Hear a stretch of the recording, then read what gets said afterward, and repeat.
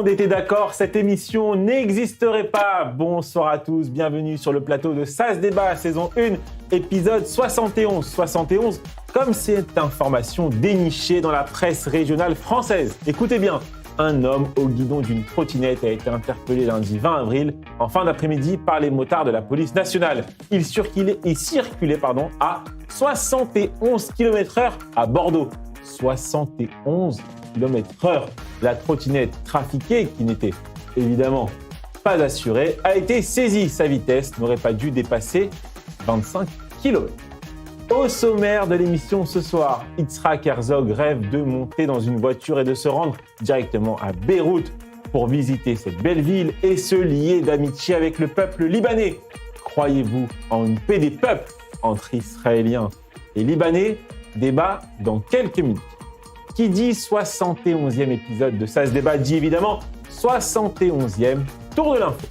Le refus de servir tue nos soldats. Cette phrase de Naftali Bennett agite la classe politique israélienne. L'ancien leader du sionisme religieux avance à présent un agenda ultra-laïque et attaque sans arrêt les orthodoxes, suffisant pour séduire l'électorat du Meretz. Débat à 21h30. Sophie Rachel Attal sera l'invitée de l'interview du Tac au Tac à l'occasion de la sortie de son livre « Palace en terre promise, chronique et mémoire en temps de guerre ». Et nous conclurons cette émission par la carte blanche de Julien Assal. Vous connaissez Martine à la plage, vous allez avoir Julien à la plage. Vous êtes bien installés sur votre canapé? Allez, c'est parti!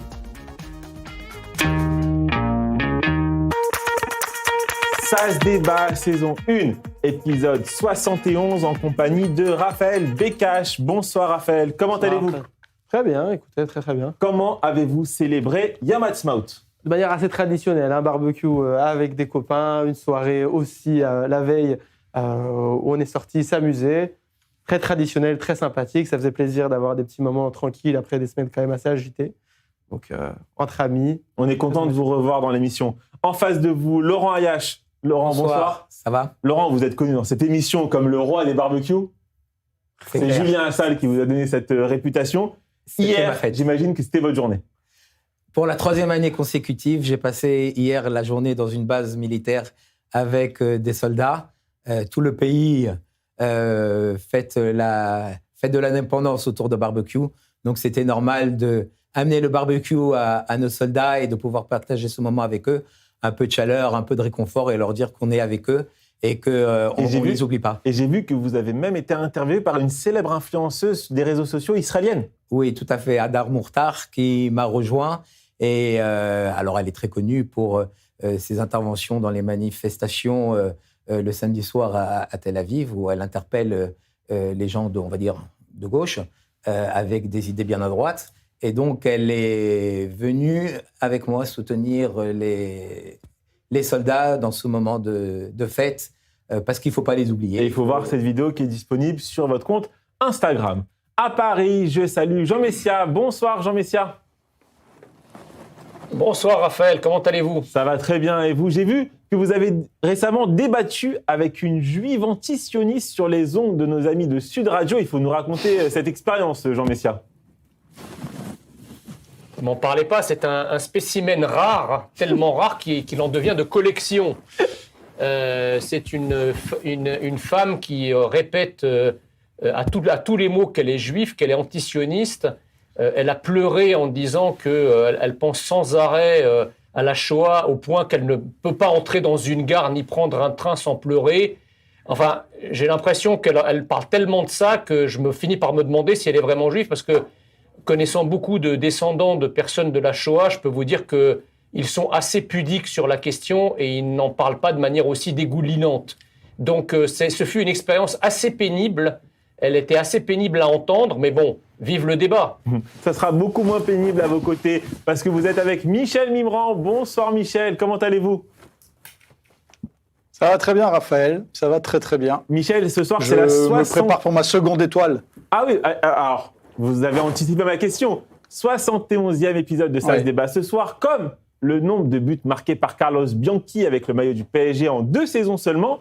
Je profite de cette anecdote pour vous demander comment vous sentez à quelques jours du choc contre le Bayern Munich. Alors écoutez, extrêmement confiant, le groupe vit bien. Pour nous, l'issue ne fait pas de doute, ce sera la 2e étoile. 71, puisque c'est votre chiffre, rappelez-vous, c'était la première victoire de l'Ajax d'Amsterdam en Coupe d'Europe des clubs champions. Oui. Vous n'étiez pas né, mais c'est le premier match que j'ai vu. Mais vous savez que pour l'émission 70, j'ai fait une référence à la finale de la Coupe des clubs champions 1970, où le buteur du Feyenoord s'appelait Israël.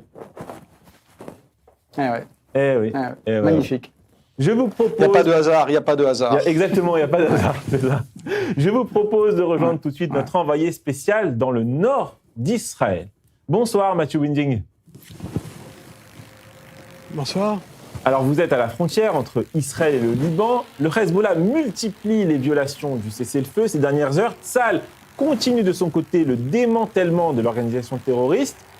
Et les soldats ont fait une découverte assez surprenante dans un magasin de vêtements. Il faut que vous expliquiez ça à nos téléspectateurs. Oui, bonsoir Raphaël. Donc après une semaine de cessez-le-feu, les violations par le Hezbollah continuent. Ces derniers jours, l'organisation terroriste les a même revendiquées par différents communiqués. Cet après-midi, 2 terroristes du Hezbollah ont été éliminés. Ils étaient lourdement armés et s'approcheraient dangereusement des soldats de Tsahal. Cela porte à 25 le nombre de terroristes éliminés depuis l'instauration du cessez-le-feu. Donc, le Hezbollah a également tiré un missile anti-char sur les troupes de Tsahal et des drones hostiles. Fort heureusement, aucun blessé n'a été constaté. Dans ce contexte, le porte-parole en langue arabe de Tsahal a rappelé aux habitants du Sud-Liban qu'il est extrêmement dangereux et déconseillé évidemment de tenter même de rentrer chez eux pour le moment. Il a rappelé que les opérations continuaient dans la zone tampon et justement c'est dans la zone tampon que les soldats de Tsahal ont découvert dans un village, dans un magasin de vêtements, l'entrée d'un tunnel. À l'issue du tunnel, un poste de commandement du Hezbollah et de là les terroristes chiites pouvaient diriger les opérations sur le terrain. Donc, c'est caché au milieu de la population civile, à 25 mètres sur terre. Donc, le Hezbollah pouvait diriger des attentats et des opérations terroristes contre les soldats israéliens. Merci beaucoup, Mathieu Winding, depuis la frontière entre Israël et le Liban. Israël et le Liban tiennent aujourd'hui à Washington une nouvelle session de pourparlers au niveau des ambassadeurs sous l'égide des États-Unis, durant laquelle Beyrouth demande une prolongation d'1 mois de la trêve en vigueur depuis le 17 avril. De son côté, Isaac Herzog rêve de se rendre à Beyrouth et de se lier d'amitié avec le peuple libanais. Ces informations ont inspiré l'équipe de SAS Débat et nous avons posé cette question à nos invités. Croyez-vous en une paix des peuples entre Israéliens et Libanais? Michel Mimran a répondu oui. Et Jean Messia a répondu non. Ça se débat, saison 1, épisode 71, face à face. Numéro 1, c'est parti. Michel, vous commencez 1 minute pour convaincre nos téléspectateurs. Jean, vous connaissez le principe, vous enchaînez juste après. Tout le monde est prêt? Alors, je vous rappelle le principe. 1 minute chacun pour convaincre les téléspectateurs qui pourront ensuite voter sur le compte Instagram d'i24 News. Oui pour Michel Mimran, non pour Jean Messia. Les résultats seront communiqués lundi lors de la prochaine émission. Si les débatteurs dépassent le temps, hop, un coup de buzzer. Tout le monde est prêt? Est-ce qu'en régie, on est prêt? On est prêt. Michel, c'est à vous. On est prêt, oui. Eh bien, écoutez, je trouve que c'est une question très juive de demander si les peuples peuvent s'aimer. La plupart du temps, la question, c'est que la paix se fait entre les États. C'est-à-dire que la question de savoir si les Israéliens et les Libanais vont s'aimer me paraît moins pertinente que de savoir si les gouvernements israéliens et libanais vont pouvoir s'entendre.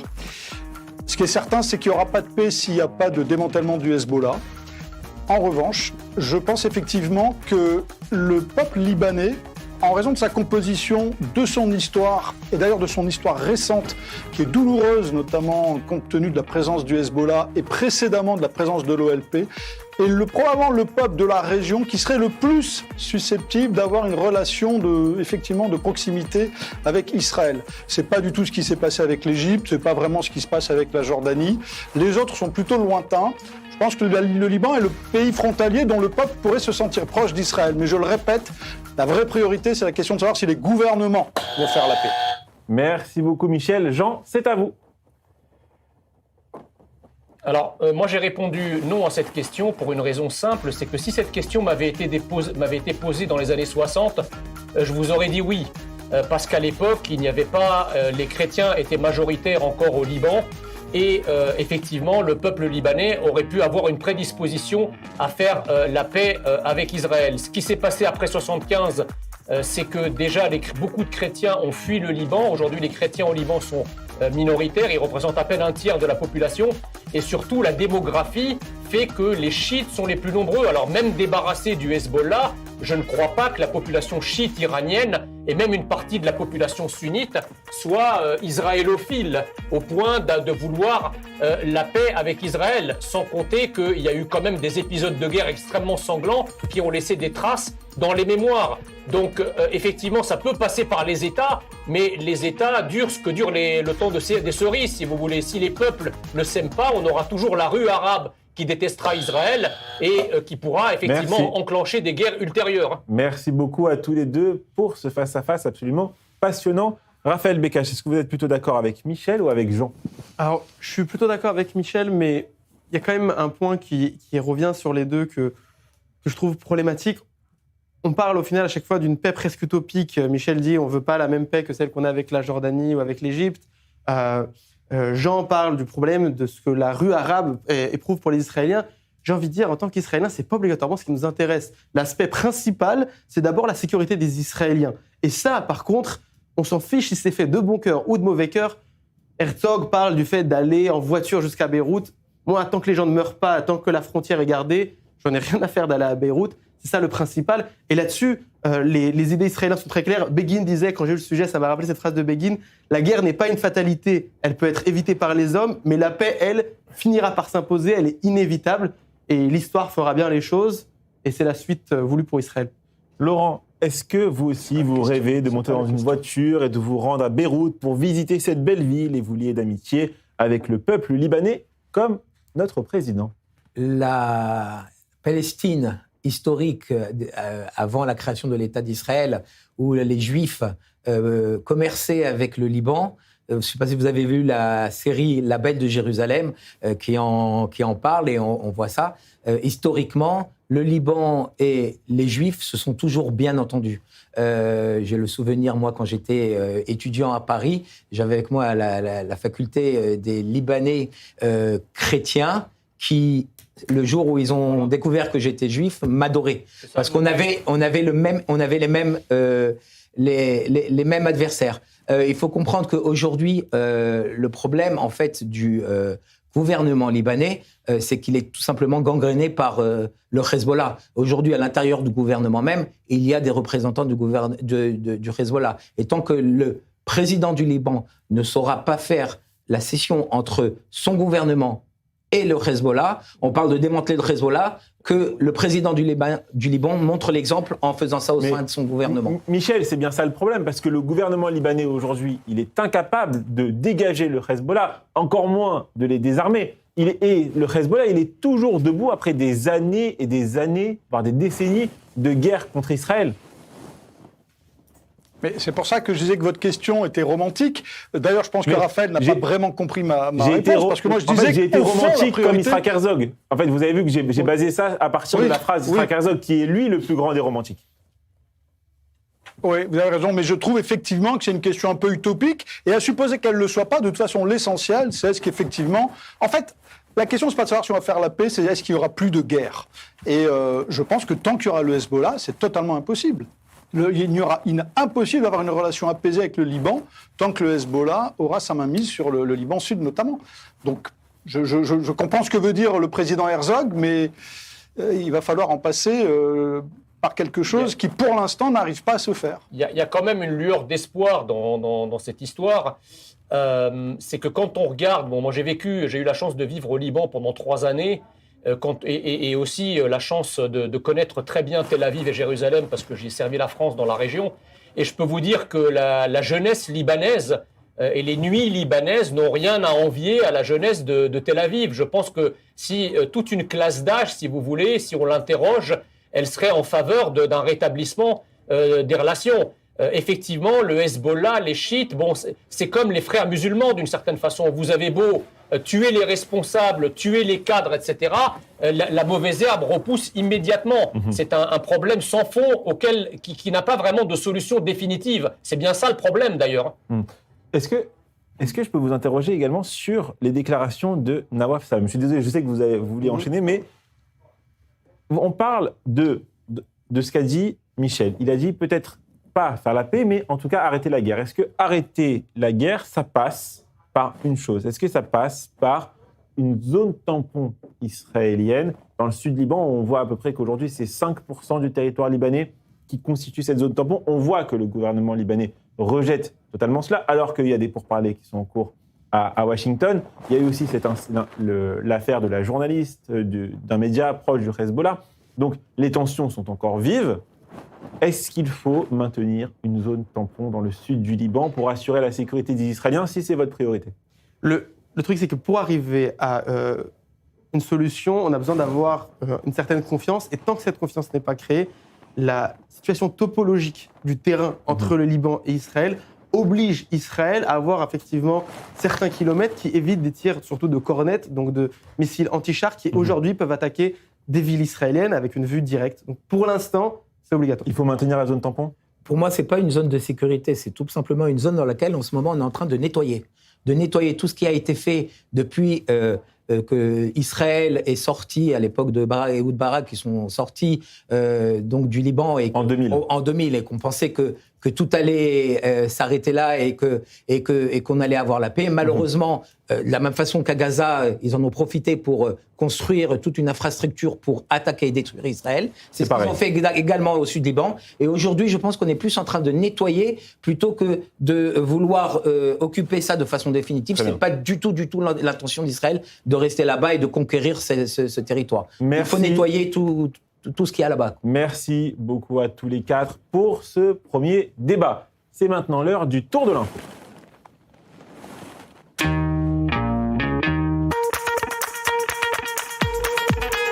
Michel Mimran, je commence par votre information qui concerne une actualité israélienne. La Cour suprême propose un compromis. L'enquête sur le 7 octobre aura lieu après les prochaines élections. Les juges ont proposé que si le gouvernement actuel refuse la création d'une commission d'enquête d'État, la question soit soumise au prochain gouvernement afin de permettre au peuple de décider si une telle commission est nécessaire. On se souvient que Benyamin Netanyahou avait proposé la création d'une commission paritaire et ce débat, on l'imagine, animera la prochaine campagne législative. Eh bien, écoutez, ma réaction, c'est que j'aurais préféré que ce qui anime le débat soit justement les résultats d'une commission d'enquête et pas la question de savoir s'il va y en avoir une. Ça fait un moment qu'on pressent qu'il faut et que le peuple israélien demande une commission d'enquête. La raison pour laquelle le gouvernement s'y oppose ne me paraît pas valide. Il n'y a aucune raison de s'y opposer. Et donc je regrette que justement les élections qui auront lieu peut-être en octobre 2026, se feront sans qu'on ait encore une quelconque conclusion de cette commission d'enquête. C'est regrettable. Pour l'instant, je trouve assez étrange que le débat soit de savoir s'il y aura une commission d'enquête et quand et qui va la désigner. Ça fait longtemps qu'au moins cette chose-là aurait dû être décidée. Elle ne l'est toujours pas. Je comprends que notamment les familles, le Forum des familles, ne soient pas très rassurés par ça. Et je ne suis pas certain que ce soit légitime qu'il y ait un tel débat sur l'existence même et la nomination d'une telle commission d'enquête. Raphaël Becache, votre information. Selon le Financial Times, Paolo Zampoli, proche conseiller de Donald Trump, a proposé à la FIFA que l'Italie prenne la place de l'Iran à la Coupe du Monde 2026. Une proposition liée au contexte diplomatique tendu entre Washington et Téhéran, alors que la Nazionale a manqué la qualification sportive pour le tournoi. Est-ce que vous êtes en faveur du remplacement de l'Iran par l'Italie? Footballistiquement, je dois dire que l'équipe d'Italie m'a l'air plus forte que celle de l'Iran, donc ce serait plus sympa à regarder. Sportivement, c'est pas certain ce que vous dites. Ça, c'est chacun a son avis, mais sportivement, l'Iran est qualifié. Le but, c'est que ça joue pas trop. Faut dire que c'est pas qu'aux États-Unis, c'est au Mexique et au Canada. Je pense qu'il y a peut-être d'autres solutions plus sportivement équitables. Pour ne pas qu'ils jouent aux États-Unis et qu'on les fasse jouer au Mexique et au Canada. Par exemple. Exact. Ça m'a l'air plus logique. Jean Messia, votre information. Raphaël. Oui, allez-y. Ouais, je vous rappelle que l'expert en football, c'est moi ici. Hein. Pardon. Mais vous m'avez envoyé un message ce matin, vous vouliez parler de la commission. Non, je trouvais que c'était un bon thème, mais je savais pas qu'il y avait un thème de football. Mais je sais, Vraiment, à la base, pour une fois. c'était votre thème, Michel. Alors, allez-y, une réaction. Ouais. Non, de toute façon, je vais vous dire honnêtement, je pense qu'il faut changer les règlements de la FIFA. J'en discutais ce matin avec un ancien arrière-gauche qui marquait des buts contre son camp, un certain Michel Haddad, et on se disait que le règlement de la FIFA devrait changer pour obliger l'Italie, que la Coupe du Monde ne peut pas avoir lieu sans l'Italie. Et c'est sympa, donc, le petit. Vous avez entendu le petit tacle à Michel Haddad qui va très bien le prendre. Il va très bien le prendre, le latéral gauche qui marquait des buts contre son camp. Jean Messia, votre information. Le ministre français de l'Europe et des Affaires étrangères, Jean-Noël Barrot, a déclaré espérer que l'Union européenne adoptera dans les prochains jours des sanctions visant 8 habitants israéliens de Judée-Samarie ainsi que 5 organisations opérant dans la région. Selon Paris, ces personnes et ces entités seraient impliquées dans des violences contre des Palestiniens, notamment des incendies et des actes meurtriers. Une réaction, Jean Messia ? Qu'attendre d'un ministre des Affaires étrangères dont le président n'ose pas nommer comme coupables les meurtriers de nos 2 soldats au Liban, qu'est le Hezbollah? Qu'attendre d'un ministre dont le président envisage, suite au meurtre de ces 2 soldats, de prendre des sanctions contre Israël et de ne même pas se rendre aux cérémonies d'hommage prévues ou qui vont avoir lieu pour ces 2 soldats, pour ne pas braquer le tentacule français de la Oumma. Voilà, donc si vous voulez aller s'exciter sur des personnes dont on imagine qu'elles auraient pu avoir des violences, qui plus est dans un contexte de guerre où personne ne sait finalement, enfin c'est la violence partout, donc trier le bon grain de livret dans un tel contexte paraît ubuesque, mais surtout la montagne qui consiste à voir les ennemis de la France qui ont tué des soldats français, ne pas dire un mot, ne pas prononcer une phrase, ne pas faire le moindre geste pour citer les organisations terroristes islamiques qui les ont tués, ça relève pour moi de la forfaiture.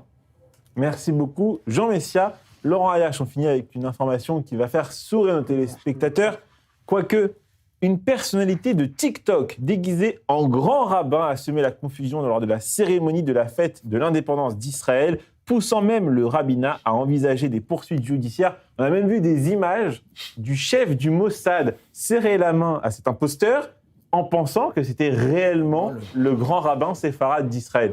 Bon, le buzz est monumental, on le voit là, voilà. Il a aussi la tenue traditionnelle, le même chapeau, donc c'est pour ça qu'il a été confondu. Mais c'est vrai que les services israéliens, là, laisser passer ce guignol à la cérémonie, c'est quand même dangereux, non? Alors, j'ai vu les images. De ouf, Raphaël. J'ai vu les images de la cérémonie en replay parce que j'ai passé, c'était le soir donc de la fête de l'indépendance. Vous n'étiez pas devant A24 News. Et donc j'étais au parc de Ranana avec tous les habitants de Ranana à fêter la soirée après tant de pratiquement 40 jours ou 50 jours de guerre, donc on s'est tous réunis. Et effectivement, et en plus ça s'est passé pendant le discours du Rav Avraham Zerbib, qui a fait un discours très émouvant. Et donc il y a eu un moment, effectivement, ce zoom sur ce personnage que j'ai moi tout de suite reconnu comme un imposteur parce que je connais le grand rabbin d'Israël et j'ai vu que c'était pas la bonne personne. Et ensuite j'ai revu, je crois hier, une photo de ce même personnage posé avec l'homme aux lunettes blanches. Ce fameux personnage qui à chaque alerte se postait devant les escaliers de la station de métro et donc qui se faisait prendre en live par les caméras lors de chaque alerte. Donc effectivement, aujourd'hui, il y a un effet TikTok, un effet média, un effet réseau, etc. Et bon, il y a des charlatans, il y a des rigolos qui veulent absolument faire du buzz. Et c'est scandaleux au niveau sécuritaire que ça soit passé à travers les... Raphaël Bécache, une réaction. C'est très drôle. C'est hyper drôle. Je vous trouve bien sérieux par rapport à ça. Je veux dire, ça a toujours existé, même dans les grands conseils internationaux où on avait des chefs d'État. Vous aviez toujours un hurluberlu qui s'incrustait pour la photo de famille, mais c'est à se pisser dessus de rire. Je ne rappelle pas que ce plateau n'éclate pas de rire. Rapidement. Ma génération a grandi sur Rémi Gaillard qui a fait certaines caméras cachées bien meilleures. Là, la couleur de la barre, ça ne correspondait pas, mais ça reste très drôle. Pour ceux qui ne savent pas, Rémi Gaillard, Lorient remporte une coupe, il met le maillot de Lorient, Et il descend sur la pelouse, il célèbre avec les joueurs, il va serrer la main de Jacques Chirac, de tous les officiels, et personne n'a remarqué que c'était pas un vrai joueur de Lorient. Alors ça, Rémi Gaillard, chapeau à tout jamais. Merci à tous pour ce tour de l'info. Il est l'heure de marquer une courte page de pub. À tout de suite sur i24 News.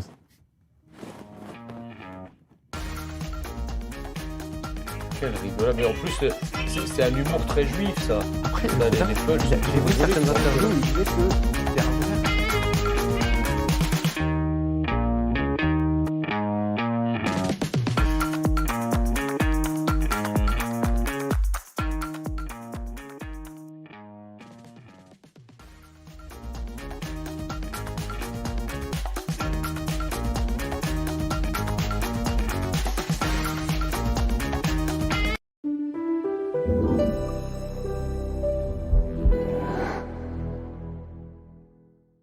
Des offres qui vont vous faire retomber amoureux de votre maison. Salle à manger, salon, fauteuil, Shumrat Azorea, tout l'ameublement de la maison en un seul endroit.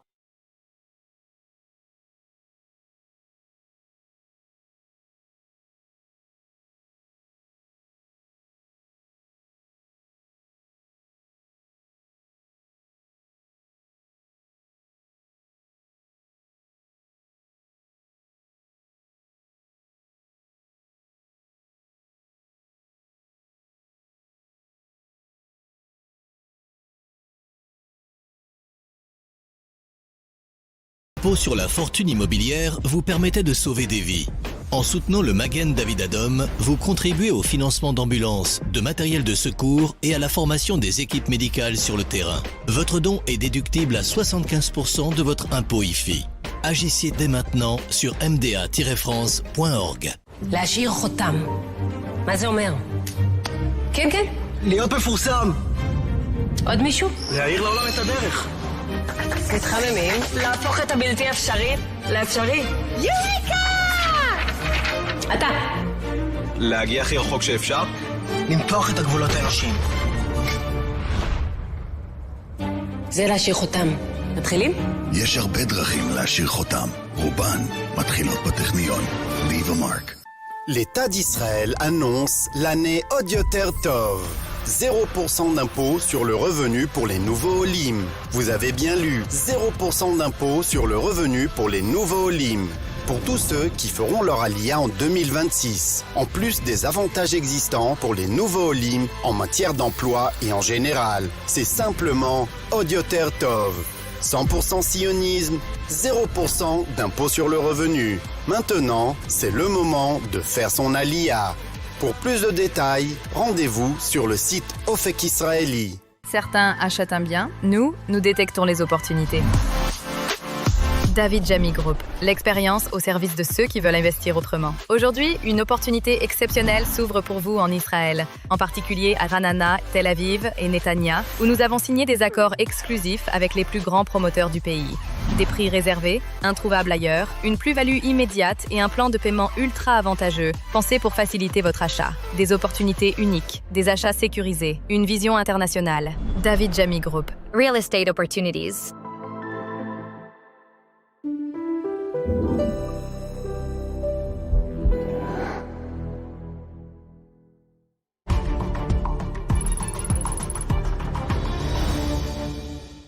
L'art de vivre à Tel Aviv. Wildbox en redéfinit les standards. Wildbox, votre nouvelle adresse en Israël.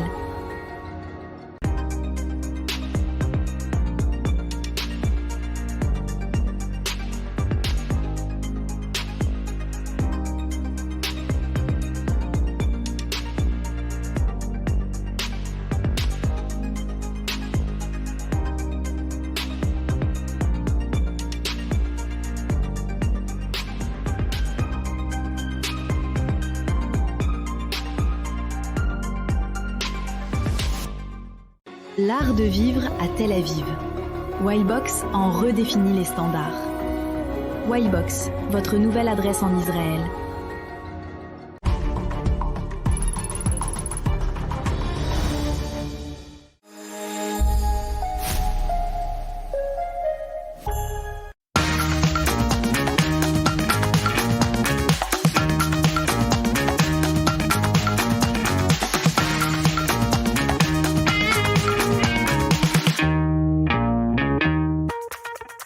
retour sur le plateau d'i24 News, toujours avec Michel Mimran, Jean Messia, Laurent Ayache et Raphaël Bekash. Les personnes qui ne s'enrôlent pas dans l'armée israélienne ne devraient pas avoir droit à des fonds publics, a déclaré Naftali Bennett à la radio. Aujourd'hui, il y a quelques jours, l'ancien Premier ministre avait déclaré que l'exemption du service militaire tuait nos soldats. Ces informations ont évidemment inspiré l'équipe de SAS Débat. Nous avons posé cette question au débatteur du soir. Naftali Bennett a-t-il été trop loin dans ses attaques contre les juifs orthodoxes en Israël? Laurent Ayache a répondu oui. Raphaël Bekash a répondu non. SAS Débat, saison 1, épisode 71, face à face, numéro 2. C'est parti.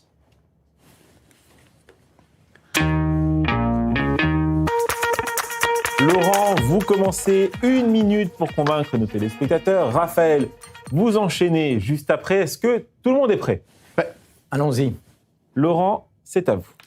C'est cette phrase qui tue, en fait. Comment on peut dire une phrase aussi forte et aussi qui casse comme ça l'unité de notre pays? Naftali Bennett a prouvé déjà que c'était un arriviste. Alors je le connais bien, il est de ma ville, de Ranana, j'ai jamais voté pour lui. Par contre, lui a voté pour moi il y a 8 ans. Effectivement, j'avais rejoint la liste du parti religieux. Et donc, à l'époque, il était lui-même à la tête du parti national religieux. Aujourd'hui, c'est Smotrich, la même personne qui qualifie d'extrémiste de droite. C'était lui qui était à l'époque dans cette position. Donc Naftali Bennett, c'est quelqu'un qui vient, qui, pour pouvoir arriver au pouvoir, navigue de la droite à la gauche, au centre. C'est même allé avec les partis arabes. Et aujourd'hui, afin de récolter les voix de la gauche qui n'existent plus, est prêt à toutes sortes de déclarations, même des déclarations incendiaires comme celle-ci. Il a déclaré également qu'il était pour les LGBT et pour les transports le Shabbat. Merci. Raphaël Bekash. Moi, je ne vais pas arriver sur les attaques personnelles, mais plutôt sur les faits. Les faits, c'est qu'il y a un manque de soldats à Tzas, c'est quelque chose qui est connu. Le chef d'état-major a parlé il y a quelques semaines de drapeau rouge sur le manque de soldats. On a ouvert plusieurs fronts, à Gaza, en Syrie, en Judée-Samarie, au Liban, pas par confort, mais par nécessité. Et pour avoir tous ces fronts-là, il faut des soldats. Et aujourd'hui, à Tzal, il manque à peu près 15 000 soldats. Et ça fait que là où nous voudrions avoir 100 soldats, nous en avons seulement 80 qui en plus sont épuisés. Ça fait qu'on ne peut pas les défendre comme il veut, on n'a pas toutes les positions stratégiques qu'on voudrait. Je peux le dire de mon expérience personnelle en tant que réserviste. Nous avons besoin de plus de soldats. Alors oui, c'est pas politiquement correct de dire la phrase qu'il a dit, mais c'est réel. Les choix politiques du gouvernement de préférer ceux qui ne vont pas à l'armée, c'est sacrifier littéralement la vie des soldats. Il vous reste encore un peu de temps si vous voulez ajouter quelque chose. Je peux répondre à... Non, c'est à lui. Alors, on va récupérer le temps. Juste une petite précision par rapport à ce que vous avez dit, Laurent, à la toute fin. Je sais que le temps passait vite. Oui. On n'a rien contre les personnes LGBT. Bien sûr. Évidemment. Bien sûr. Il s'est prononcé pour le mariage civil qui ouvrirait le mariage pour les personnes LGBT. Alors qu'il était opposé jusqu'à présent. Voilà. Mais il a en fait changé tout simplement pour pouvoir conquérir de nos... Vous n'avez pas pu passer tout ce que vous vouliez dire en fonction du temps. Mais voilà, évidemment, on n'a rien contre les personnes LGBT. Je voulais répondre par rapport à ce que vient de dire Raphaël. Voilà, hier, donc, comme on l'a dit en début d'émission, j'étais à un barbecue, j'ai rencontré une fille magnifique, plus de 600 jours de réserve de Milouim. Et c'est une fille qui s'est, Hana, qui s'est mariée il y a 3 semaines. Et elle est actuellement sur les drapeaux. C'est-à-dire que 15 jours après son mariage, est retournée. Alors c'est clair qu'il manque des soldats. Et c'est clair que la question de l'enrôlement des Haredi en Israël, c'est une vraie question de société. Il faut trouver des réponses. On a commencé à en trouver et c'est un vrai débat. Mais il y a des termes qu'on ne peut pas employer. Michel, est-ce que vous êtes d'accord avec Laurent ou avec Raphaël? Les deux, mon capitaine. Je pense que, comme disait Talleyrand, à moins que ce soit Enrico Macias, tout ce qui est outrancier est dérisoire. Donc la phrase de Naftali Bennett, évidemment, n'est pas valide. En revanche, tout le monde connaît ma position pour la conscription des orthodoxes dans des conditions acceptables pour tout le monde. Mais effectivement, ce que dit Raphaël est essentiel. On ne peut pas manquer de soldats quand on sait qu'il y a un tel nombre de jeunes orthodoxes qui ne font pas l'armée. Il faut régler ce problème. On en parle à chaque émission. Donc voilà. Mais je pense que Naftali Bennett a dit quelque chose qui ne l'honore pas. Mais enfin, on est habitué aux outrances de la classe politique israélienne. C'est la façon qu'ils ont de dialoguer et de faire du buzz. Donc Jean Messia, c'est pas important. Naftali Bennett, la question, elle, est importante. Jean-Michel Naftali Bennett, il est passé... Vous savez, parfois... Oui, allez-y. Allez-y, Jean. Vas-y, Raphaël. Non, je disais que parfois, vous savez, les propos choquants ont parfois une vertu pour réveiller un pays sur ses nécessités, si vous voulez, ou des choses qu'on veut nier. Donc, bon, outre la forme qui peut être regrettable, personnellement, moi, je crois beaucoup dans la capacité des mots à choquer et à réveiller un pays par rapport à un problème lancinant qui n'a pas de solution. Ça, c'est sur la forme. Sur le fond, il faut dire aux Juifs orthodoxes, leur poser une question simple. Si jamais demain, Israël, qu'à Dieu ne plaise, venait à disparaître, est-ce qu'ils pourraient continuer à pratiquer leur religion comme ils la pratiquent aujourd'hui? Certainement pas.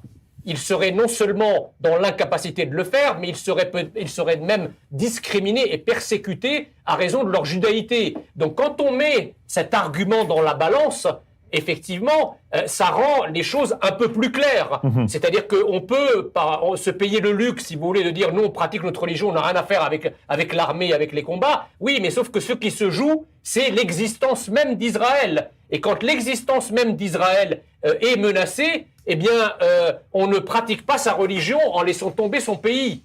Aucun livre religieux ne dit cela. Et pour aller plus loin sur ce sujet, nous accueillons le rabbin Raphaël Sadine. Bonsoir, merci d'avoir accepté notre invitation ce soir. Vous avez coécrit récemment avec Antoine Mercier le livre « Face au chaos du monde » aux éditions du Cerf. Alors, Raphaël Sadine, première question. Naftali Bennett n'est-il pas aujourd'hui le plus grand motivateur possible pour faire sortir toutes les communautés orthodoxes pour aller voter lors des prochaines élections législatives? Oui, mais comme l'a dit un de vos intervenants, c'est effectivement l'outrance du discours politique israélien, mais il révèle un vrai débat, un vrai souci, un vrai problème cardinal en Israël. D'abord, il faut aussi dire les choses un peu, il faut préciser la réalité. Il y a à peu près 20% des orthodoxes qui font l'armée. C'est pas zéro orthodoxe qui ne font pas l'armée. Vous avez des régiments orthodoxes comme les Khalim et d'autres. Mais effectivement, en pourcentage, il y en a beaucoup moins que les non orthodoxes. Mais il y en a qui font aussi l'armée. Il faut le dire.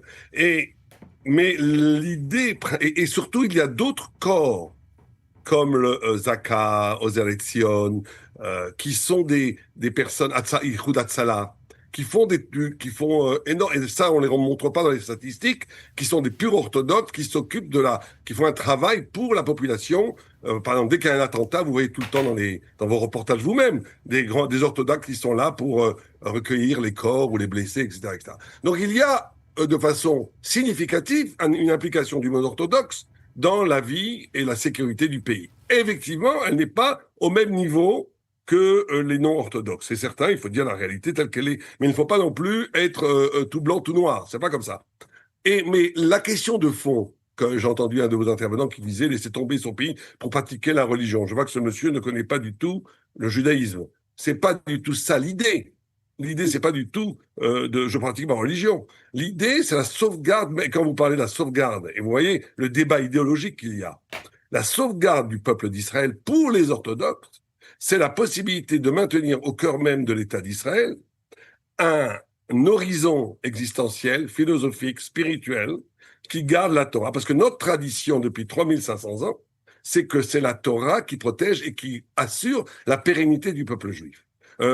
J'avais une fois posé la question, vous voyez au niveau historique, quand vous voyez les Perses, les Romains, les Grecs, les Égyptiens, des empires infiniment plus puissants militairement que le peuple juif, ils ont décliné, ils ont disparu de l'histoire, et nous, le peuple juif, on est toujours là. C'est pas par miracle, c'est pas parce qu'on est Superman. C'est la force spirituelle, non pas des canons, ni de la guerre, qui permet au peuple d'Israël de traverser les millénaires. C'est sa force spirituelle. Or, il se trouve qu'il y a un constat qui est fait par les grands d'Israël aujourd'hui, qui est que si le sionisme laïque, qui a fait des choses merveilleuses pour le peuple juif, on est d'accord, et ceux qui font l'armée, je tiens à le dire, sont pour nous des gens extraordinaires, merveilleux, qui sacrifient leur vie pour protéger le peuple d'Israël. C'est un mérite infini. Mais il se trouve qu'il y a, au-delà de ces questions de mérite, la question de savoir qu'est-ce que le peuple juif sera dans 10 ans, 20 ans, 100 ans. Merci. Et ce qui assure la pérennité de l'identité spirituelle du peuple juif et à moyen terme de l'existence même d'Israël, c'est sa puissance spirituelle.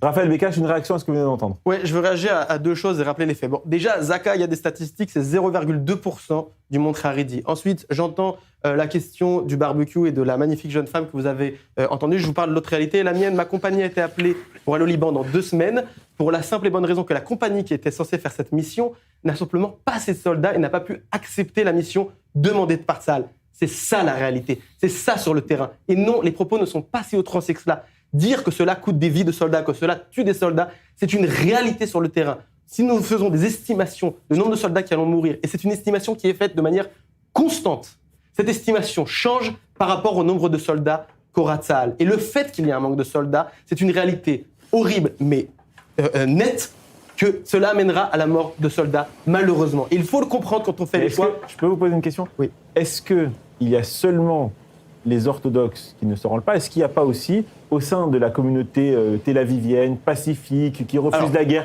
qui ne veut pas aller au combat, qui refuse Tsahal, ou parmi une certaine population aussi, qui contacte des avocats pour faire des certificats comme quoi leurs enfants ne peuvent pas faire l'armée? Il n'y a pas que les orthodoxes. Alors, Raphaël, on parlait de Hadar Mourtar tout à l'heure, là, cette influenceuse qui va tous les samedis soirs donc, dans ces manifestations et qui interviewe donc les gens qui manifestent, etc. Et qui raconte ces mêmes manifestants, et ils sont nombreux, critiquent l'armée d'Israël, beaucoup plus que ce qu'on peut attendre dans la presse et dans le gouvernement et dans l'hémicycle français, et critiquent, et dans les manifestations anti-israéliennes en France et ailleurs dans le monde, critiquent l'armée d'Israël et refusent de faire l'armée. Donc effectivement, ce n'est pas uniquement les orthodoxes qui sont qui doivent remplir les rangs. Mais quoi qu'il arrive, le problème est réel, Raphaël, on le sait. Et c'est pas d'hier. Il faut plus de... Michel Mimran et Jean Messia après. Deux choses. De un, Hadar Mourtar, que vous prenez comme exemple, n'a pas fini son service alors que l'armée lui avait payé ses études. De deux, sur les questions de statistiques de Tel Aviv, ça a déjà été réfuté. On sait que Tel Aviv est une des villes avec le plus d'enrôlement pour les jeunes non religieux. Maintenant, pour revenir encore une fois au fait, nous avons besoin de soldats. On a compris. Michel Mimran, une réaction à ce que vous venez d'entendre depuis tout à l'heure sur le plateau? Écoutez, je pense que les choses se répètent. J'ai compris ce qu'a dit le Rav Sadine. Une fois de plus, je pense plutôt pour ce qu'a dit Raphaël, je pense qu'il a raison. J'espère, Raphaël, que vous êtes conscient du fait qu'on revient sans cesse sur cette question. Donc, c'est bien la preuve que c'est une question importante qui est en train de prendre, qui devient grave. Elle est exprimée par Naftali Bennett d'une façon dramatique, effectivement. Mais enfin, c'est pas possible qu'Israël se traîne cette question de la conscription des orthodoxes qui devienne une importance démographique très importante en Israël. C'est pas possible de traîner cette question sans vraiment lui répondre, ni trouver la solution qui satisferait tout le monde. Il n'est pas question de conscrire 100% de ces orthodoxes. D'abord, je ne suis pas certain que l'armée le voudrait, ni le pourrait. Mais enfin, on est pour l'instant dans un nombre qui est trop faible. Il y en a. Je disais récemment d'ailleurs qu'il y a plus de 500 orthodoxes qui sont venus s'engager. C'est très bien. Mais enfin, il manque 15 000 soldats. Et alors qu'il y a plus de 120 000, je ne sais pas quel est le chiffre exact, de réformés, en quelque sorte, si on peut dire, de cette mouvance. Rav Sadine, le mot de la fin sur ce débat. Rav Sadine, je vous laisse le mot de la fin. Le mot de la fin, merci beaucoup. Je pense que la solution viendra si on fait 2 choses. Une première, c'est de reconnaître que les Haridim ne sont pas exemptés de faire l'armée, nous sommes d'accord. C'est pas parce que je suis orthodoxe que je ne dois pas faire l'armée. On parle de ceux qui étudient véritablement la Torah, qui sauvent littéralement le peuple d'Israël. Et bon, les gens ne veulent pas le comprendre. Ce monsieur qui a parlé avant ne veut pas le comprendre. Il a le droit, chacun a les convictions qu'il a. Nous avons pour nous la preuve historique. Ceci dit, ceux qui n'étudient pas vraiment, il y en a beaucoup. Il faut faire des régiments où ils peuvent rentrer religieux et sortir religieux, c'est tout. Si on a ces 2 principes, un principe qu'on reconnaît l'extraordinaire aide spirituelle pour la réussite d'Israël, en permettant des gens sérieux d'étudier la Torah. Et 2, ceux qui ne peuvent pas vraiment étudier la Torah, on leur aménage des régiments où ils peuvent rentrer religieux et sortir religieux. Nous avons la solution, mais vous savez très bien ce que Bennett fait ça. C'est pas un idiot, Bennett.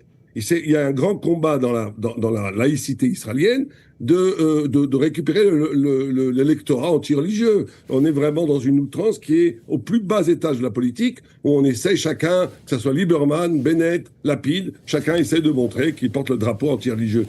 Moi, je pense que c'est eux qui mettent beaucoup plus en danger le peuple d'Israël. Quand on méprise la Torah, historiquement, on a toujours vu que ça met des malheurs sur le peuple juif. C'est ça qui est beaucoup plus dangereux pour Israël, que les religieux ne font pas l'armée. Merci beaucoup. Religieux, d'accord. Merci beaucoup, Raph Sadine, d'avoir accepté notre invitation ce soir sur i24 News. J'ai dit que c'était le mot de la fin, mais je peux vous relancer rapidement, Laurent. Entrer dans l'armée religieux, ressortir religieux et exempter ceux qui étudient vraiment la Torah. C'est une solution qui vous conviendrait ?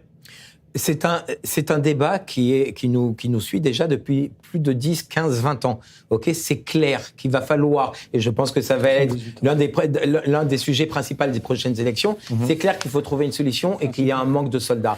C'est clair qu'il y a énormément de jeunes Haredis qui ne vont pas étudier ou qui chauffent les bancs. Ces mêmes jeunes-là doivent incorporer l'armée. Ça a déjà commencé et on voit qu'il y a énormément d'unités Haredi qui sont d'ailleurs très efficaces, et qui existent déjà et qui commencent. Et j'espère que le nombre de ces unités va augmenter. Et on voit que ça marche. C'est-à-dire, ils rentrent religieux et ils sortent religieux. Donc l'armée, les sionistes religieux ressortent Filoni. Maintenant, comment, pardon ? Les sionistes religieux, ils ressortent pas religieux ? Pas du tout. Pourquoi ? Alors, en quoi l'armée est-il problématique ? Il y a déjà des religieux. Il y a déjà des rabbins militaires. L'armée israélienne n'est pas religieuse. Le religieux sioniste n'a pas de problème à se mêler à la population. Il n'est pas juif ? Comment ? Il n'est pas juif, il n'est pas religieux ? Aucun rapport. C'est pas du tout ça le problème. Disons que c'est pas ça le problème. Non, ce n'est pas ça le problème. Le sioniste, la personne qui a une kippa sruga, on va parler comme ça, une kippa tricotée, donc le sionisme religieux, il a pas de problème à aller dans la vie active et à se mêler avec tout le monde, etc. Il n'y a pas de souci. Le problème des orthodoxes, c'est qu'ils restent entre eux, dans des ghettos, et ils ne veulent pas se mélanger. Donc eux, ils veulent avoir, par exemple, dans leurs unités, ils ne veulent pas avoir de présence féminine, ils veulent rester entre hommes pour des raisons de halakha, etc. Il y a déjà ça dans l'armée. Si on veut bien sûr, il y a déjà ça. Il va falloir augmenter. C'est déjà la solution qui marche. Il va falloir la rendre plus importante et augmenter le nombre de. Merci à tous les quatre. On passe tout de suite. Et ça marche très bien. On passe tout de suite à l'interview du tac au tac avec notre invité qui nous attend, Sophie Rachel Attal.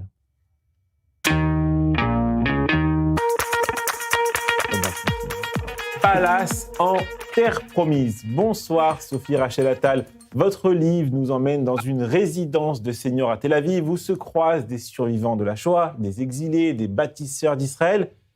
Pourquoi ce lieu, cette résidence, comme point de départ ? Écoutez, parce que dans le cadre de mes activités à Tel Aviv volontaires, je suis volontaire à l'hôpital Ichilov et aussi dans cette maison de seniors qui s'appelle le Palace et qui est attenante à l'hôpital Ichilov. Et j'anime là-bas un atelier de français. Et donc, je suis en contact avec ces mémoires vivantes du peuple juif. Et parmi tous ces personnages, quelle histoire vous a le plus bouleversé ? Je crois que toutes m'ont bouleversée, puisque quand j'ai interrogé mes élèves le jour de Yom HaZikaron l'année dernière et qu'on était encore en pleine guerre avec les otages qui n'étaient pas revenus, j'étais particulièrement sensible à l'histoire du peuple juif, comme je le suis en général, mais encore plus. Et que quand ils m'ont raconté un peu tous leur histoire, brièvement, j'ai été tellement bouleversée de me retrouver face à eux, des vétérans, les magnifiques, comme j'ai envie de les appeler, parce que c'est eux qui ont construit l'État d'Israël. Alors, j'ai été submergée d'émotions et j'ai eu envie d'écrire ce livre. Maintenant, c'est vrai que l'histoire de Nina Weiner, par exemple, qui était le prince Israël l'an dernier, est fabuleuse, passionnante, que l'histoire de Hana Aboulafia, qui était agent du Mossad et en Iran avec son mari, qui était un des chefs de la sécurité en Israël et dans le monde entier. Oui, c'est passionnant, c'est bouleversant, c'est intimidant de se retrouver face à eux et c'est exaltant aussi parce que c'est peuple. Sophie, Sophie, il y a un point de bascule dans votre livre, évidemment, c'est un point de bascule dans la vie de tous ceux qui sont en Israël et tous ceux qui ont un lien charnel avec Israël, c'est le 7 octobre. Qu'est-ce que ça a réveillé en eux, le 7 octobre ? Ah oui, alors là, le 7 octobre, ça a été un vrai choc, comme pour toute la population israélienne, bien sûr, mais en eux, ça a réveillé les souffrances qu'ont endurées à la fois leurs aînés, mais eux aussi qui étaient enfants, adolescents et même déjà âgés, puisque j'ai des gens de plus de 90 ans, pendant la Shoah. L'idée qu'on puisse atteindre à la vie comme dans qu'on puisse faire des pogroms sur la terre d'Israël, ça a été un tsunami pour eux, puisque pour eux, le fait d'arriver, comme tout juif d'ailleurs, arriver à avoir notre terre, c'est être définitivement libéré de ces massacres de juifs délibérés. On pensait être protégé par notre armée, on l'a été à 95%, mais il y a eu cette faille, et cette faille nous a déstabilisés. Et les a déstabilisés, ils ont un âge certain, ils sont sensibles, ils sont fragiles, et ils ont vécu des choses déjà très difficiles. Mais ils ont souvent ils m'ont confié qu'ils n'avaient jamais autant souffert que pendant cette période, que ça avait été pendant toute leur histoire en Israël et en dehors d'Israël, la période la plus douloureuse. Et comment nos téléspectateurs peuvent-ils se procurer votre livre ? Écoutez, moi je suis sur tous les réseaux sociaux au nom de Sophie Rachel Attal, donc c'est très facile de me contacter. Maintenant, il est aussi sur Amazon. Donc pour les gens qui habitent en dehors d'Israël, en un clic, ils l'obtiennent. Sur les réseaux sociaux, je donne les points de vente en Israël. Et bien sûr. vous faites aussi des séances de dédicaces, vous allez présenter votre livre ? Oui, j'en ai déjà fait une à Tel Aviv la semaine dernière, et j'en ai une qui est prévue le 13 mai à Jérusalem. Laurent Ayache a un mot pour vous. Bonsoir Sophie. Regardez, j'aimerais bien vous recevoir à Ranana et on va se contacter et je vais vous organiser une soirée où vous allez venir nous présenter votre livre avec une petite soirée, avec une petite séance de dédicace à la fin. Donc voilà, on met ça en place très rapidement avec un grand plaisir. Moi aussi, avec plaisir, Laurent. Justement, je comptais vous contacter. Alors, ça tombe bien. Michel Mibran, si jamais Sophie vient à Paris, est-ce que vous pouvez organiser quelque chose pour qu'elle puisse présenter son livre dans votre communauté ? Absolument. Absolument. Et ben voilà, le rendez-vous est pris aussi. Il faut aussi qu'il me contacte parce que je serai le 30 mai, si tout va bien, en France, à Paris. On transmettra vos coordonnées. Merci beaucoup pour la présentation de cet ouvrage qui est absolument passionnant, à lire et que je recommande à tous nos téléspectateurs. On finit toujours cette émission par la traditionnelle carte blanche de Julien Assal. Julien Assal, c'est parti.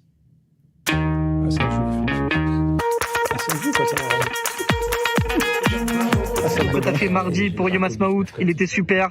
Tu m'as volé la vedette de ton une soirée, bravo. J'espère que tu feras un discours du même calibre à mon mariage. D'ailleurs, grâce à toi, Raphaël, on avance. Maintenant, j'ai le speaker, toi, le chanteur, Mickey Cérémonie, le lieu, le Maroc, les invités. Il manque plus qu'à trouver la mariée. Et je suis dans les temps, en fait. De toute façon, moi, je sens que parmi des centaines de mamies qui mourent sur I24, il y en a une, ce sera mon mazal. Je le sens tellement. Où est-ce que je sens aussi là? C'est l'odeur de la mer, parce que je suis à la plage. Très relou de tourner une chronique à la plage, hein. Vraiment très relou. Il y a du vent et c'est pas surprenant. Je suis dans le sud. Nous, les feuilles en dehors de l'été, quand on part, c'est le sud ou Deauville. Voilà, il n'y a pas de juste milieu. De toute façon, on connaît pas le milieu de la France. T'as jamais entendu un juif dire « je pars en Auvergne ». Non, c'est pas encore arrivé. Bon, en tout cas, celui qui a fait le buzz, il est pas auvergnat, il est argentin. Le président argentin, Javier Milei, il a retourné la cérémonie pour Yom Ha'atzmaut.